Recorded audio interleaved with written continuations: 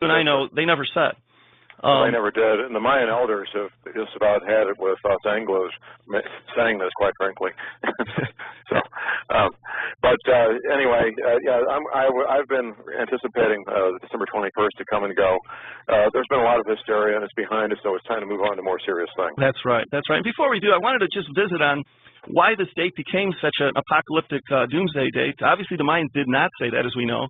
One of the things I came up with was that businesses, people that wanted to make money, just decided to prey on people's fears and encourage them to part with their money by preying on their fears. What's your feelings on that? Is that one of the reasons you think? Well, that would be part of it. There's agendas and there's hidden agendas, Tony. Yeah. Some of the people involved with the Mayan calendar disinformation, you look at their websites, it looks like something IBM or Ford Motor Company would do. Very slick, very professional. I have a webmaster and a website, and my friend Professor McCanny does. You can tell that we're obviously not putting big bucks into it. So there's a big clue there. When you see a website that looks like something from a Fortune 500 company connected to this, there's a clue that there may be something deeper and more evil, quite frankly, than what's obvious. We went through this before in 2003 with this elderly woman, I won't mention her name, who claimed to be in telepathic contact with alien beings. And they told her that in May of 2003, the 10th planet would come through our solar system, creating a massive havoc. Of course, that came and went, and then once again, we saw efforts that appear to be backed up by some fairly deep pockets.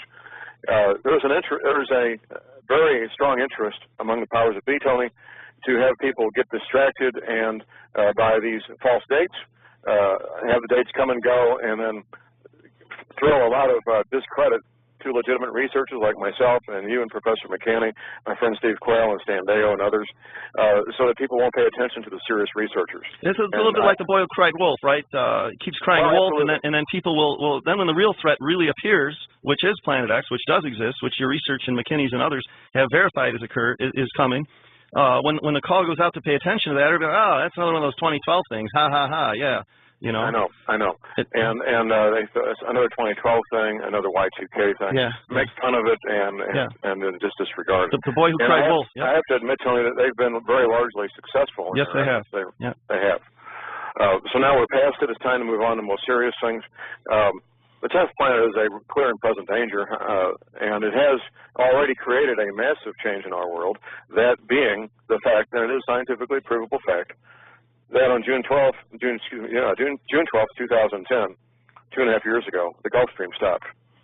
I was just on the parking lot. I'm at a restaurant here locally talking with a friend, and he says, John, it's 65 degrees, there's bugs and flies out, it's 2 days before Christmas. What's wrong with this picture?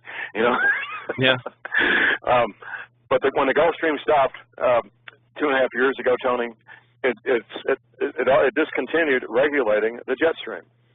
And that's the connection there. And what it means to everybody listening to you and me down in Arizona and other places right now is the havoc this is already playing with agriculture, cattle raising, anything involving row crops, corn, wheat, rice, soybeans, barley, spelt, oats, and so forth. The grain farmers are in deep trouble. And that translates into dramatically increased prices for all food products. And that's where we are right now. We don't need to, and I know you get this all the time, Tony, people looking for a date on a calendar when they need to be ready. Right. We're already here. Right. The time is now. We're dealing with the effects of the 10th planet right now in our face with the fact, and it is a scientifically provable fact, that the Gulf Stream has stopped. And you look at grain futures, you look at cattle futures. Cattle futures for March, just 3 months away, are at all-time highs. All-time highs. You're going to see the same thing happening with grains, corn, wheat, rice, spelt, oats, barley. Yep. All-time highs for all the grains. There's grains, for example, they put wheat in tomato soup, Tony, as a thickener. You know, there's grains and things you would never suspect. Chicken, pork, and beef, they all consume grains. John, is the Gulf Stream stopping part of what's caused a lot of the brutally cold winters in Northern Europe, England, and the other countries that they've had the last couple of years? You're right. You're on the right track. And that happened within, well, first, of course, the Gulf Stream stopped in June. Just a few weeks later. Now, Moscow is a bit unique for a lot of reasons. One of the reasons Moscow is unique, they have accurate weather records going back a millennium, more than 1,000 years. There's very few places on the planet that have weather records going back 1,000 years. In June and July, or especially July of 2010, Moscow had the coldest winter in 1,000 years. Wow. Just 6 months later, they had the coldest winter in 1,000 years. Right now in Moscow, they're having brutally. Now, people who live in Moscow know about cold weather. I mean, yeah, they drink vodka to get through it, from what I understand. Well, that doesn't work too well, but they do it. But they're having temperatures right now in the early to mid-December of minus 50 degrees centigrade. Now, people are dying in Moscow right now because of extremely cold weather, and you don't know what winter is until you've been through winter in Moscow. But even they are not prepared to deal with what's happening. John, we're going to have to go to break here.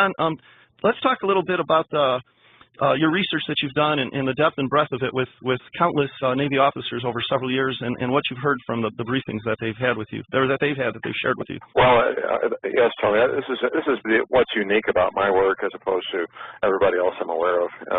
It's a combination of both naval officers, one intelligence officer from another service, mostly enlisted men, because there's more enlisted men than officers, obviously, and the majority of these men were connected somehow, some way to the U.S. Navy Submarine Corps. And what most people don't know, Tony, is that the U.S. Navy Submarine Corps is almost a service unto themselves. They have their own uniforms. They have very high standards to even get in there. The lowest IQ allowed is 120, and they go from there. And, of course, the average IQ being 100. Right. They don't associate with the surface Navy or the naval aviators, and the highest-ranking submarine officers maintain their loyalty to the submarine corps, and they take care of each other.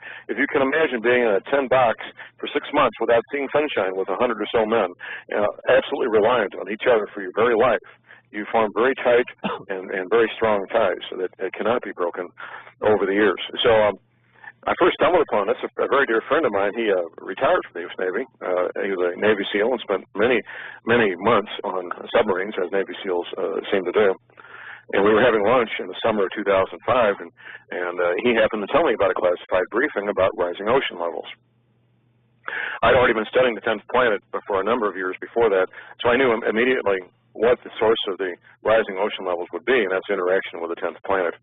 It was only a couple of months later, Tony, I had a speaking engagement to talk about terrorism with a local university college, and there was another speaker there, a retired intelligence officer from another service, not the Navy. So we spoke to the college students, and we went to a local pizza place in Rolla, Missouri, and we were sitting there, he and I, his wife, and my friend, a college professor. At some point during our pizza, I found out he did a 3-year tour of duty with the Navy, Submarine Corps. And I never met this man before, Tony, and I knew I may never see him again. So I had to ask the question, tell me what you know about rising ocean levels. So before he can speak up, Tony, his wife speaks up, sitting next to me. She says, John, we're stationed at the Pentagon. It's our last tour of duty. We need to pick a place to retire to. We picked the Arkansas, Missouri Ozarks because of rising ocean levels. Well, I immediately made an appointment to meet him the following week and start making the second revisions. And my friend and I had started a month before making the first revisions to recreate the map shown to these men in the classified briefings, a map showing North America with new coastlines, the old coastlines being flooded and underwater. There was only a few weeks after that, in one of my pistol classes, I teach concealed carry training for people to carry pistols, and one of my students turned out to be a retired Navy submarine officer. During a lunchtime break, I found this out, and I made an appointment with him the following week, and he worked with me to make the third and final revisions to recreate the map that you saw on my DVD. Yeah, let's talk a little bit about maps. The real Navy map. You have the real Navy map in your DVD, but the maps that are on the internet, that if people Google U.S. Navy sea level map, those are not. Right. Those are manufactured by people that and their maps really don't depict what the naval map that you've seen. No, they don't. Heard of you're right. About 2.5 years ago, Tony, somebody took the well-known psychic Gordon Michael Scallion's map, and they posted on the internet claiming it was the Navy map. The official Navy map, right? Which it's not. Yeah, so I just want to make that clear to all our listeners, because I was, I Googled it when I heard about this Planet X and the rising sea levels, and that map. They both show Florida basically gone, right? Both the real one and this one. Now, Scallion put his map together in the early to mid-1980s. From the Rocky Mountains east, Scallion's map is actually fairly accurate, with the exception of Wisconsin. The Navy map shows Wisconsin gone. Scalion's map does not. From the Rocky Mountains west, there's no similarity whatsoever. Yeah, his map shows areas that are 5,000 to 6,000 feet above, 8,000 feet above sea level gone, which would be hard to believe. Precisely. Yeah. Precisely. Which detracts credibility. The real Navy map shows damage in California, Oregon, and Washington going 50 to 100 miles inland, not going hundreds of miles all the way to Nevada. That's a fantasy. It's a lot more credible, right? Right. So the real Navy map is on my DVD, Global Warming, What the Government Isn't Telling You. And during these briefings, Tony, the Navy veterans, well, they weren't veterans at the time, they were active duty Navy submarine members, they were told that when they retire, they may want to move to the Arkansas, Missouri Ozarks as a known safe haven, which many thousands of them did. I was on a nationwide speaking tour with the Prophecy Club early in 2005, and while I was on a break, a man introduced himself at the Detroit stop. A man came up and shook my hand. He says, "John, in the insurance industry, we've wondered for years, why are there so many retired Navy people in the zip codes of the Arkansas, Missouri Ozarks?" So you're getting multiple independent verifications of this claim. Absolutely. Yeah. Absolutely. Now, because I am active in the community, I teach concealed carry classes. I've had hundreds of students, the majority of them from the Missouri Ozarks. I've bumped into about 24 of these Navy veterans in the last 5 or 6 years. All of them have amazingly similar, almost duplicate stories about what they saw and heard in the classified Navy briefings. I've tracked it back all the way to 1979, when they held a briefing for flag rank officers, admirals, in New Orleans in 1979.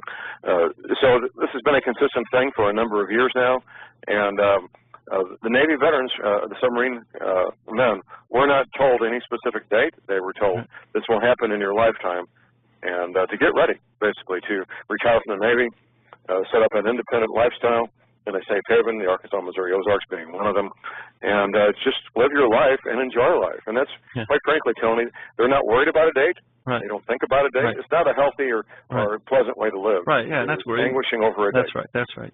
The Bible says that. One of my main websites is myfearlessfuture.org, and it talks about being fearless and how to be fearless and why to be fearless.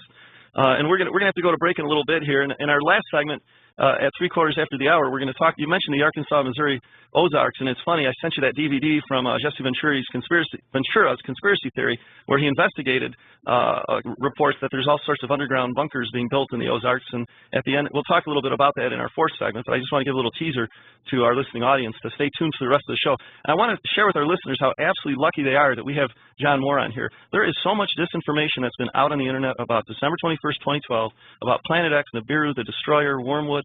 There's just, 90+% of this stuff is just, it's either intentional disinformation or it's people that are just fantasizing.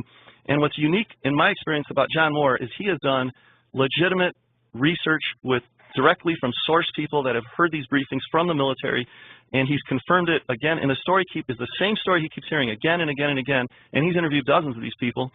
And so it's really valuable to have him on the show. John, I want to thank you. We're going to go to break now. And is real is the result of his research. John, please share with our listeners the correlations that you've discovered between Planet X and global warming. Great question. You mentioned a film at the beginning of the show. I'm going to mention another film that I think is worth looking at, and actually, I may surprise you. I'm going to mention a couple of films. One of them may surprise you quite a bit. The first film I urge people to watch is titled The Day After Tomorrow with Dennis Quaid. I sometimes say that what we're living right now is the day after tomorrow in slow motion. The underlying premise of the film is that the Gulf Stream stops, and that throws the world into a new ice age. There are some statements in there that are true and are scientifically accurate. There's also some science fiction in the film. The scientifically accurate things are when one of the scientists says, you can't have an ice age until you have global warming, which is true. You have to have that first. You have to have global warming first before you can have an ice age. And that's what we're seeing right now. The planet is warming up. The reason the Gulf Stream stopped is because of fresh water being introduced into all the oceans that has reduced the salinity, reduced the salt content of the oceans. Salt water behaves differently than fresh water, Tony. And the engine that drove the Gulf Stream before it stopped, and there's still part of the Gulf Stream left, I should say, by the way, was the salt content of the water. And there's been university-level experiments that demonstrated several times with the same results, that if you move warm salt water through cold salt water, there will be a thermal barrier between the two, allowing the warm salt water to move in a continuous, unbroken stream through the cold salt water, which is what the Gulf Stream did for many, many centuries. When you introduce fresh water and reduce the salinity, that thermal barrier breaks down. That's what's going on in the Atlantic Ocean right now. At the moment, on December 23rd, 2012, the Gulf Stream comes up the east coast of the United States, past Florida, Georgia, South Carolina. It gets to about Cape Hatteras, North Carolina, starts going east by northeast. It goes out a few hundred miles, does a loop-to-loop, peters out, and stops. There's a link on my website, thelibertyman.com, to the both a screenshot from an old Navy map. They publish this every 24 hours, when the Gulf Stream was still flowing, a map showing sea surface temperatures, and also a link to the current Navy sea surface temperature map, which is updated every 24 hours. Anybody can look for themselves and see the proof for themselves from a mainstream source, that mainstream source being the U.S. Navy. So the Gulf Stream has stopped, and this film, The Day After Tomorrow, is premised on the Gulf Stream having stopped. Now, the science fiction in there is that human activity creating CO2 greenhouse gases is the reason for it. Nothing could be further from the truth. That is a fantasy. Now go ahead, Tony. Well, I was going to say, for some of our listeners that are skeptical, and I know you're skeptical, and I'm skeptical, and that's, it's our skepticism and it drives and fuels our research. I just wanted to ask you to share with our listeners, which you told me privately, isn't one of the ways that you and the researchers that have really looked into this have been able to correlate that it's planet X and that carbon dioxide increases that's driving the global warming is because the glaciers in Antarctica and the Greenland, they're actually starting to melt from underneath, not on top. They're melting from the bottom. Right. The ice sheet at Greenland, the ice at the Antarctic is melting from the bottom. Now, the ice melt at the North Pole, it's floating seawater, so it doesn't change the ocean level or the salinity, either one. But the largest reservoir of fresh water on the planet is the Antarctic. Right, massive. And the next largest is Greenland. Massive. Freshwater reservoirs. Yeah. People always focus on how much that will increase the level of the ocean, which is significant. If both those sheets of ice melted, it would raise the oceans enough to flood all coastal areas to a certain extent. However, what it's already done is reduce the salinity of the oceans, which is the root cause of the Gulf Stream having stopped. So the film The Day After Tomorrow is very significant. Now, I might surprise you by saying this. Al Gore's film, An Inconvenient Truth, I've talked to very few people who watched the whole thing. There is science in there, and there's science fiction in the movie. The science fiction in Al Gore's film is that human activity is creating CO2 greenhouse gases that's warming up the planet. That's science fiction. The science in there, which is real science, is that as a consequence of this planet warming up, we will have rising ocean levels. Another part of the science fiction is the time frame. He says the middle of the century. It's not going to be that long. I can't say when, but it will be a lot closer to us than 2050. And part of that is because Planet X, as it approaches its perihelion, coming around the solar system every 3,600 years, I believe, its speed changes rapidly. So whatever speed it's traveling at 5 years ago or 2 years ago or this year, it's changing. It's like rocket science, and you're not even developing the rocket, basically, right? So exactly. even the government doesn't necessarily know exactly when it's going to be here. They just know it. They've seen it. They well, know. They have a better knowledge than anybody. They're not about to release that information. But any good-sized object coming into our solar system, it starts behaving like a comet, having a tail behind it, and also speeding up and slowing down as it goes past the various planetary objects, which makes trying to figure out a trajectory and speed very difficult. Well, the trajectory is easy to figure, but the speed is difficult. The way it speeds up and slows down. And we probably didn't have a lot of technology 3,600 years ago, the last time it was around, to be measuring this thing and assessing it. So. Anyway, Tony, this planetary-sized object, and people, when you start talking about astronomy, people want to hear about somebody with credentials. Well, I'm a homicide detective. I'm no scientist. But how about this for credentials? The supervising astronomer of the United States Naval Observatory. That's James Dr. McCanney. Robert Harrington. Oh, Harrington. No, Harrington. Dr. Robert Harrington. Right. Now, if you're going to draw a paycheck, Tony, for looking at stars, do you think you might have any more upward mobility than being the supervising astronomer of the United States Naval Observatory? Hardly. Right. You're at the top of your career field. And there's a DVD available on my website. It's entitled Are We Alone? And he's interviewed in his office at the United States Naval Observatory by another key figure, Zachariah Sitchin. And he's talking about the 10th planet as a matter of scientific fact, not scientific speculation. He gives it size, 3 to 5 times the size of Earth. He says it has a far larger iron-nickel core. He shows its orbit, all right there in his office at the United States Naval Observatory. And what's the name of your DVD again that has this on that? That's I didn't produce it, but it is available at my website. Right. It's entitled Are We Alone in the Universe? Are We Alone? Okay. And this is the supervising director of the Naval Observatory, right? The United States Naval Observatory supervising astronomer. Okay. Exactly. Right. So. And that interview was done in the late 1980s, so this has been around a long time. The federal government figured this out in 1979. They've been preparing for it ever since. I won't mention this man's name, but I got his business card in my pocket here. I'm going to pull out and read his title. Homeland Security Regional Response System Coordinator. And how's that for a title? Right. Now, I had coffee with this man about a month ago, and he verified everything that I'm saying. His wife was present at this meeting, and I found out toward the end of the meeting he'd never told his wife about any of this stuff. talk about compartmentalizing knowledge. Well, yeah, and I think they must have had an interesting discussion that night over dinner. You know, why didn't you tell me about this, honey? Well, I didn't want you to worry. I got it all covered. Right. And during our meeting, a friend of his was sitting at his elbow, and he turns to me. He says, "Now you know why I've been doing all the stuff I've been doing, don't you?" Yeah. But among certain insiders in the intelligence community and Homeland Security, this is just as common as knowing about today's weather. Yeah. I mean, it is in certain circles, but the general public does not have a clue, and that's by design, Tony. And we're absolutely by design. We're going to hit on this a little bit in our last segment, but isn't it true that the government has built things under the Denver airport and Salt Lake and in the Ozarks and other areas to shift the operations that are moved enough dirt at the Denver airport to build a brand new Panama Canal. Yeah. And I remember as that thing was going up, it was over budget, it was taking too long, and my BS meter was starting to get active about, why is they didn't even need an airport. Yeah, and it was very, from an aviation point of view, it was not a good location to build one. Altitude and wind direction and wind speeds have a lot to do where you pick a site for an airport. It was not a good site. And either last year or 2 years ago, Jesse did a story on that, and he actually interviewed a military official at the opening of the underground bunker, admitting that that's what it's there for, and that it's only open for the government, and the public is not welcome. And, that's right. So. Well, we're going to be going to break in a little bit here. We're going to, our fourth segment, I'd like to talk a little bit about some of the reasons why, the government's building these bunkers, where they're building them, cover the Jesse Ventura thing, and really, help convince our listeners that this is real. I waited to do this show till after December 21st, 2012, because I didn't want this subject to get mixed or blurred with the whole 2012 thing. So that's why we're doing it now.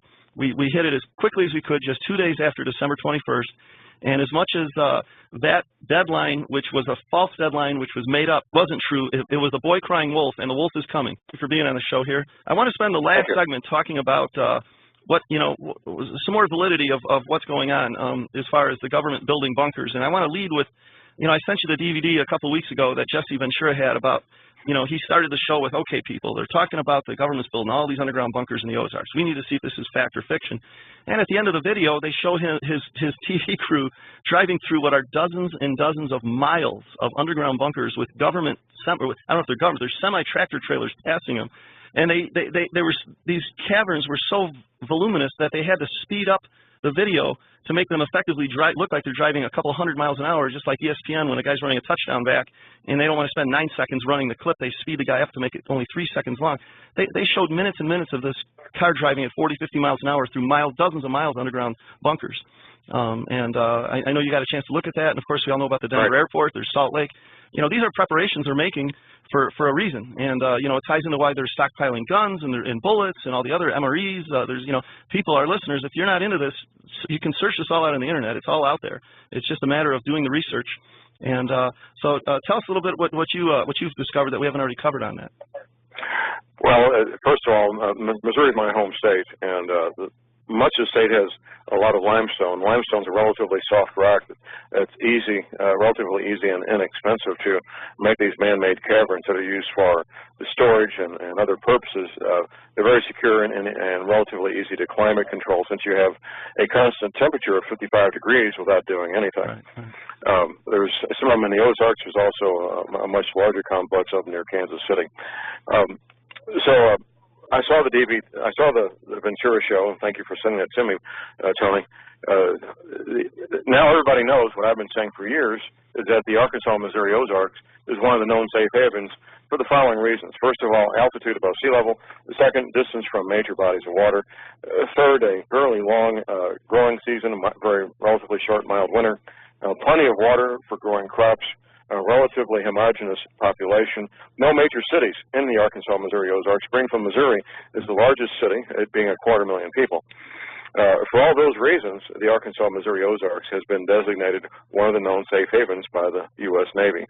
And now that Ventura put out his show, millions of people know the same thing. Yeah, and it's on YouTube for those of you that missed it on True TV. And as you said, many of the dozens and dozens of these military people you've talked to have corroborated that the military told them, hey, buddy, when you retire, you know, a nice place to plan and hanging out to get through what's coming is the Arkansas-Missouri Ozarks, right? That's right, absolutely. Yeah. It's a vast area. It's a vast area comprising tens of thousands of square miles. Just one county. Yeah. Just one county in Missouri, in the Missouri Ozarks. Texas County is larger than the entire state of Rhode Island. Yeah. Out of curiosity, do you know of any large contingents of retired naval officers who are hanging out in Miami or low-lying coastal areas in Florida or anywhere else for that matter? You'll find some, but not many. You'll find some. Only those that didn't pay attention to the briefings that they had an opportunity to be exposed to. People have their priorities and things they're going to do. They're independent, of course. But the real concentration of retired Navy personnel is in the Arkansas-Missouri Ozarks. So I'd like to summarize for our listeners. This is one of the most important shows we've had. And to summarize, Planet X is real based on the wide body of research you've done, and it's corroborated with Robert Harrington, James McCanney, who we haven't talked about. We should probably bring him into this a little bit. And it's the 10th planet. What did you say? It was 5 times larger than Earth? Well, Dr. Harrington said 3 to 5 times. 3 to 5 times. Earth. And it's periodically visits us every 3,600 years, from what I understand. It's on an elliptical, not a circular orbit. And it is the cause, based on the research you've done, for global warming, potential for rising sea levels, stopping the Gulf Stream. And we don't know when it's going to hit, but it's supposedly going to bring a haymaker when it does. Is that correct? Well, that's the precedence, Tony, is that when it comes through our solar system, it creates havoc on our planet. There is precedence for a shift of true north, not magnetic north, which is already changing dramatically, but a shift of true north. And what it does is magnetic north moves in a certain direction for many, many decades and centuries, and then true north catches up in a matter of 24 to 48 hours. And when that happens, that will cause the bulge of water at the equator. And this is common knowledge in every geology department at every university. The bulge of water, not quite 500 feet above what we call sea level measured at Cornwall, England, to shift and flood all coastal areas worldwide. That's what will happen. Yeah. Is there anything else you want to share with us in the last few minutes? I know we haven't really talked much about James McCanney. Well, Professor McCanney is a regular guest on my show, usually Wednesday mornings if he's available. He has his own website. There's a link on my links page, Tony, to Professor McCanney's website. He has his own radio show every week, and he is doing some guest appearances, and I can help you get him on your show if you like. Yeah, I think I'd like to do that. Is there anything that he's discovered that we haven't already covered in our show so far? Well, there's a lot. He's a credentialed astrophysicist, and given the time, we could not do it justice in the time we have left. Well, I know he's also featured on a History Channel 6-part special called Countdown to Apocalypse that started on November 9th. I only found out about that about a week ago, and I actually recorded the last episode, and I haven't had a chance to watch that. But just like a lot of things that are on the TV ending up on YouTube, so if people want to look for a program called Countdown to Apocalypse on the History Channel, apparently Jim's website says that he's featured on most, if not all, of those episodes, and it's talking about a lot of this subject matter. And Professor McCanney and myself, we're both featured in the Japanese equivalent of 60 Minutes. We don't know when it's going to be broadcast, but he and I both spent a lot of time with the Japanese film crews. So a couple other things I wanted to chat about in the last few minutes we have here. considering all the body research you've done, again, we don't want to put fear in people's minds, but we do want to at least give them the opportunity to have the exposure to some knowledge that they may not be able to obtain from official government or media sources. So knowing that Planet X is coming without necessarily knowing when it's coming, what are some of the things that you're going to look for to have an idea of when it's a little closer? I think at one point you had mentioned maybe the government may start pulling some people out of low-lying coastal areas ahead of this coming to preserve their lives. Right. Well, it's the nature of any large organization to take care of their own. Right. And we've been getting sporadic reports of the military bases in these coastal areas, of them moving out equipment and supplies under cover of darkness. As you might imagine, it's a logistical nightmare. Yeah, it's a cloak and dagger. At the Norfolk Naval Shipyard, for example, which is the world's largest naval shipyard, they're frantically working to get the ships that are in dry dock seaworthy and out to sea where they'll be safe, as opposed to being helpless victims in dry dock. Right. These other bases, Camp Pendleton, Camp Lejeune, which are both on the east and west coast, Fort Bragg, North Carolina, which is only about 200 feet above sea level, not far from the east coast. All these places we're looking at supplies and equipment being moved under cover of darkness. They can move the men relatively quickly at the last minute because men can get up and walk, but supplies and equipment cannot. Yeah, especially dry dock ships. Yeah.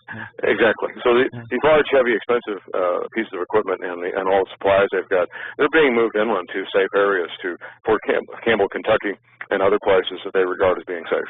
And just to be the skeptic with the last 2 or 3 minutes we have here, people might wonder, well, why wouldn't the government tell us about this? Well, one of the reasons is they want to avoid panic, and they want to keep the economy going as best as they can keep it limping along. And if people that live in low-lying areas knew that Planet X was imminent, they would intelligently close up their businesses. Normal activity. Yeah. The federal government relies on UPS and FedEx for spare parts and logistics, just like you and I do. That's right. And they want everything working normally until the very last minute. Right up till the end. That's right. Exactly. And of course they would do that. Yeah. They'll continue to do that up until the last minute. All right, so I want to finish up. I want to mention your website again. We have John Moore as our guest. He's done exhaustive research on Planet X, global warming, and rising sea levels, and also the Gulf Stream stoppage. His website is called www.thelibertyman.com. From that website, you can order a number of DVDs, including his personally created one called Global Warming, What the Government Isn't Telling You. I've seen it, and I strongly recommend it for our listeners. There's another DVD on there by Robert Harrington. I believe it's called The Day After Tomorrow. No, that's the movie. It's Are We Alone? That's the movie. Are We Alone? Right. Are We Alone? All right. This is great stuff. I also want to take a quick mention of our next week's show. We're going to take a little breather from this 2-week apocalypse talk that we've had, and we're going to have Chef Tess, who's the corporate chef of Honeyville Farms, to share some holiday recipes made from prepping food sources. She's a delightful woman. I've met her at a lot of these trade shows, and we're going to have Chef Tess on next week. Well, John, we're just about out of time. I want to thank you again for being on the show. Again, you're welcome, Tony. For people who have just joined us, Planet X is real. Now that we're past December 21st, 2012, we can really start to pay more attention to this. And John Moore's website, thelibertyman.com, is a great place to go. Well, John, thanks so much for being on the show, and we'll look forward to having you again.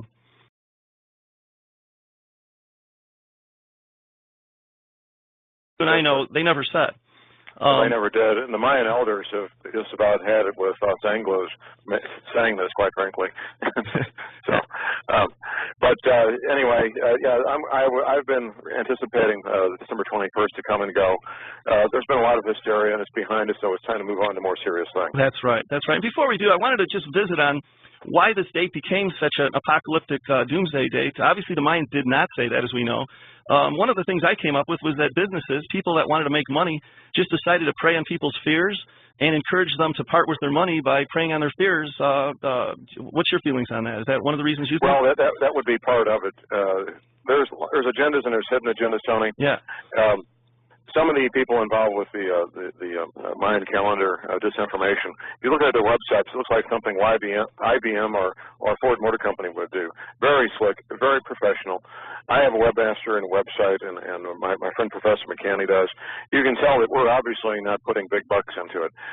So there's a big clue there. When you see a website that looks like something from a Fortune 500 company connected to this, there's a clue that there may be something deeper and more evil, quite frankly, than what's obvious. We went through this before in 2003 with this elderly woman, I won't mention her name, who claimed to be in telepathic contact with alien beings. And they told her that in May of 2003, the 10th planet would come through our solar system, creating a massive havoc. Of course, that came and went, and that once again, we saw efforts that appear to be backed up by some fairly deep pockets. There was a very strong interest among the powers that be, Tony, to have people get distracted and by these false dates, have the dates come and go, and then throw a lot of discredit to legitimate researchers like myself and you and Professor McCanney, my friend Steve Quayle and Stan Deyo and others, so that people won't pay attention to the serious researchers. It's a little bit like the boy who cried wolf, right? It keeps crying wolf, and then people will, then when the real threat really appears, which is Planet X, which does exist, which your research and McKinney's and others have verified is coming, when the call goes out to pay attention to that, everybody, oh, that's another one of those 2012 things, ha, ha, ha, yeah. You know? I know. And another 2012 thing, another Y2K thing. Yeah. Make fun of it and just disregard it. The boy who cried wolf. I have to admit, Tony, that they've been very largely successful. Yes, they have. They have. So now we're past it. It's time to move on to more serious things. The 10th planet is a clear and present danger, and it has already created a massive change in our world, that being the fact that it is scientifically provable fact that on June 12th, 2010, 2.5 years ago, the Gulf Stream stopped. I was just on a parking lot. I'm at a restaurant here locally talking with a friend. And he says, John, it's 65 degrees. There's bugs and flies out. It's 2 days before Christmas. What's wrong with this picture? You know? Yeah. But when the Gulf Stream stopped 2.5 years ago, Tony, it discontinued regulating the jet stream. And that's the connection there. And what it means to everybody listening to you and me down in Arizona and other places right now is the havoc this is already playing with agriculture, cattle raising, anything involving row crops, corn, wheat, rice, soybeans, barley, spelt, oats, and so forth. The grain farmers are in deep trouble. And that translates into dramatically increased prices for all food products. That's where we are right now. We don't need to be, and I know you get this all the time, Tony, people looking for a date on a calendar when they need to be ready. Right. We're already here. Right. The time is now. We're dealing with the effects of the 10th planet right now in our face with the fact, and it is a scientifically provable fact, that the Gulf Stream has stopped. And you look at grain futures, you look at cattle futures for March, just 3 months away, are at all-time highs. All-time highs. You're going to see the same thing happening with grains, corn, wheat, rice, spelt, oats, barley. All-time highs for all the grains. There's grains, for example, they put wheat in tomato soup, Tony, as a thickener. You know, there's grains and things you would never suspect. Chicken, pork, and beef, they all consume grains. John, is the Gulf Stream stopping part of what's caused a lot of the brutally cold winters in Northern Europe, England, and the other countries that they've had the last couple of years? You're on the right track. And that happened within... Well, first, of course, the Gulf Stream stopped in June. Just a few weeks later. Now, Moscow is a bit unique for a lot of reasons. One of the reasons Moscow is unique, they have accurate weather records going back a millennium,